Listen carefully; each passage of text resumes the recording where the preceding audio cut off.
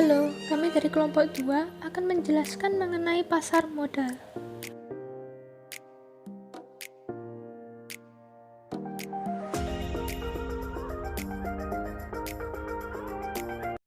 Pasar di mana terdapat penawaran dari rumah tangga atas tabungannya atau dana lebih, yang dimana dana lebih tersebut akan dikumpulkan dari seluruh rumah tangga yang ada, yang akan dikelola dan disimpan misalnya di bank, sehingga bank akan menjadi sebuah perantara bagi rumah tangga dan juga perusahaan sebagai yang meminta dana untuk membeli barang modal.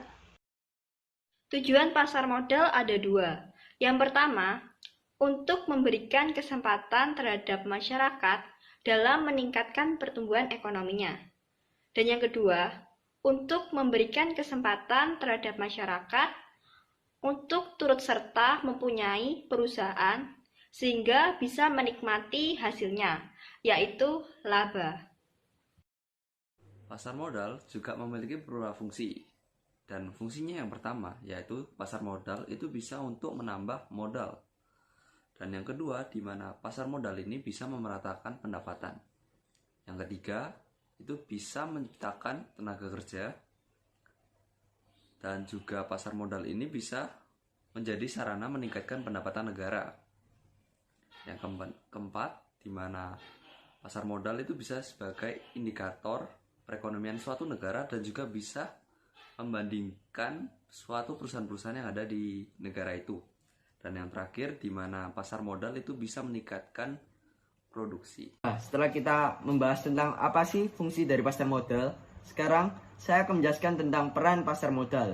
Yang pertama yaitu sebagai lembaga perantara atau intermediasi keuangan selain bank. Yang kedua, memungkinkan para investor untuk turut berpartisipasi dalam kegiatan bisnis yang menguntungkan. Yang ketiga, memungkinkan aktivitas bisnis untuk mendapatkan dana dari pihak lain untuk memperluas usaha ataupun ekspansi. Yang keempat, memungkinkan aktivitas bisnis untuk berperan menjadi pemisah operasi bisnis dengan ekonomi dari kegiatan keuangan. Yang terakhir yaitu memungkinkan para pemegang surat berharga memperoleh likuiditas dengan cara menjual surat berharga yang dipunyai terhadap pihak lain. Jenis pasar modal dibagi menjadi 4. Yang pertama adalah primary market atau disebut sebagai pasar perdana. Merupakan tempat untuk pertama kali dibukanya penawaran saham oleh emiten sebelum melakukan perdagangan di pasar sekunder.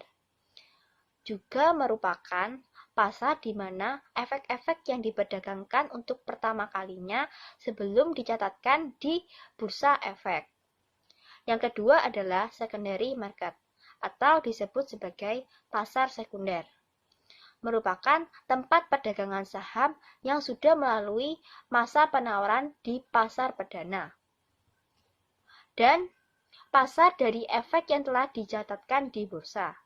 Dengan kata lain, pasar sekunder merupakan tempat investor dapat melakukan jual beli setelah efek tersebut dicatatkan di bursa sebagai kelanjutan dari pasar perdana.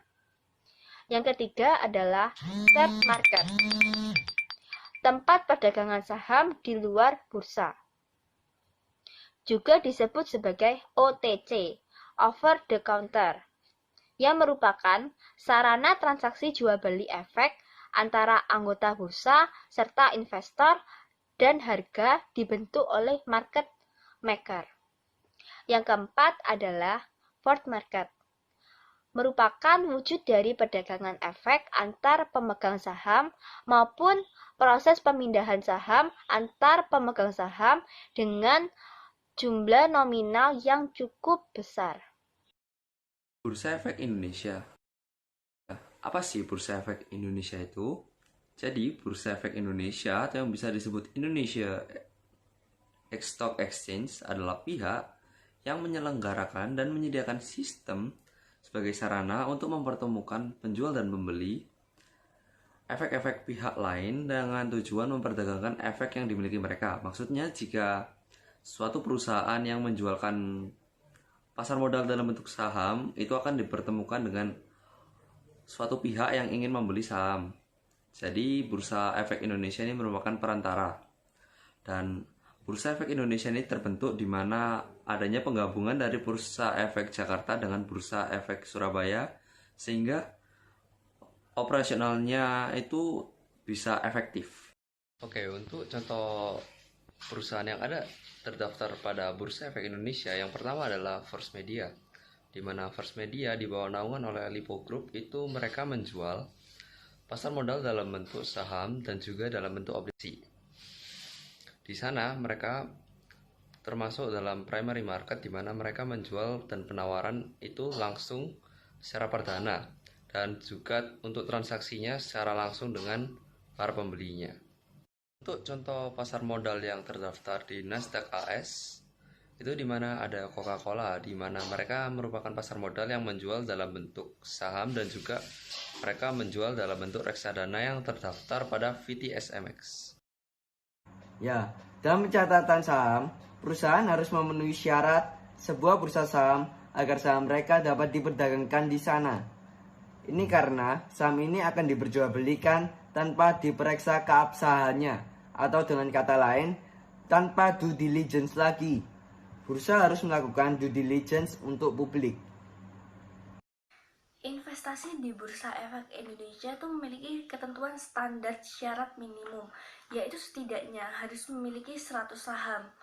Namun kita tidak perlu khawatir dalam memenuhi persyaratan tersebut. Karena apa? Kita dipermudah dengan cara kita membeli saham di Exchange Trend Fund atau yang biasa disebut dengan ETF. Mengapa dengan kita membeli saham di ETF dapat mempermudah kita dalam memenuhi persyaratan tersebut? Karena dengan kita membeli satu saham pada ETF, kita dapat memperoleh puluhan saham yang berada di dalamnya yang bergantung pada indeks dasar ETF tersebut.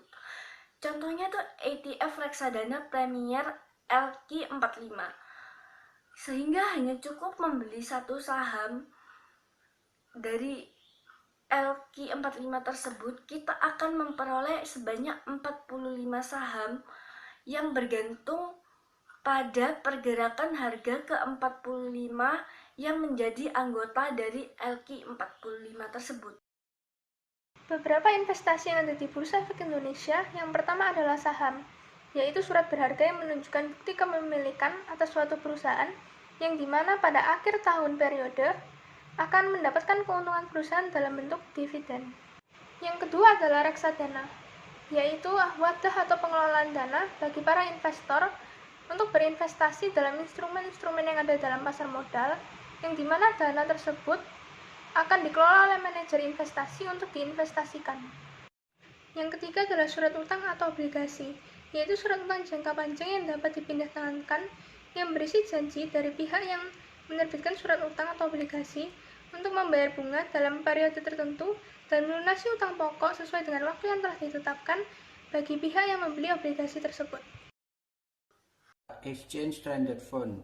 Surat berharga yang satu ini sebenarnya memiliki kemiripan dengan reksadana, sama-sama dikumpulkan secara kolektif, hanya saja EFT bisa diperdagangkan di bursa efek lainnya saham.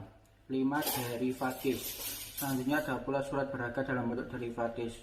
Derivatif surat berharga ini tinggal sebagai bentuk turunan dari saham.